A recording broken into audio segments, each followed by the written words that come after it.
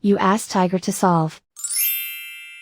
This deals with linear equations with one unknown. The final result is x equals -13/2. Let's solve it step by step. Simplify the expression. Group like terms. Simplify the arithmetic. Expand the parentheses. Simplify the arithmetic. Group like terms.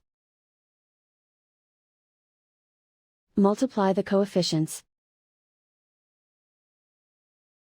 Expand the parentheses. Group like terms. Simplify the arithmetic. Group all constants on the right side of the equation. Subtract 4 from both sides. Simplify the arithmetic.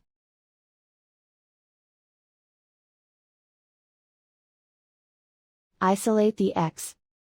Divide both sides by -6. Cancel out the negatives. Simplify the fraction. Move the negative sign from the denominator to the numerator.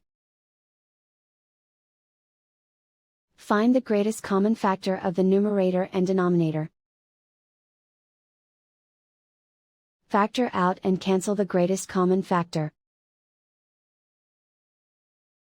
And so the final result is x equals -13/2.